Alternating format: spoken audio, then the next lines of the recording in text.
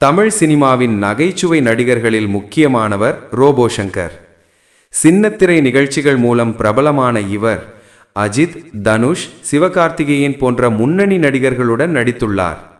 சில மாதங்களுக்கு முன்பு மஞ்சள் காமாலை நோயால் பாதிக்கப்பட்ட அவர் சிகிச்சைக்கு பிறகு குணமடைந்தார். ஆனால் சில நாட்களுக்கு முன்பு காட்ஸ் ஜில்லா படப்பிடிப்பு தளத்தில் இரத்த வாந்தி எடுத்து மருத்துவமனையில் அனுமதிக்கப்பட்டார். சிறுநீரகமும் உணவு குழாயும் பாதிக்கப்பட்டதால் தீவிர சிகிச்சை பெற்று வந்தார்.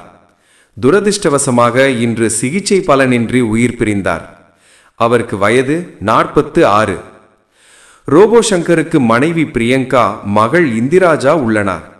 மதுரையைச் சேர்ந்த இவர் மேடை நிகழ்ச்சிகளில் ரோபோ வேடமிட்டு நடனமாடி பிரபலமானதால் ரோபோ சங்கர் என அழைக்கப்பட்டார். பின்னர் விஜய் டிவி காமெடி நிகழ்ச்சிகள் மூலமும் ரசிகர்களிடம் பிரபலமானார். சினிமாவில் மாரி, இதற்குதானே ஆசைப்பட்டாய், புலி, வாயை மூடி பேசுவோம் போன்ற படங்கள் அவருக்கு பெரும் புகழை தந்தன. கமல்ஹாசனின் தீவிர ரசிகரான அவர் கதாநாயகனாக நடிக்க தயாராகி வந்தார். மேலும் நவம்பரில் வரவுள்ள கமல்ஹாசனின் பிறந்த நாளை விமர்சையாக கொண்டாடும் திட்டத்திலும் ஈடுபட்டிருந்தார்.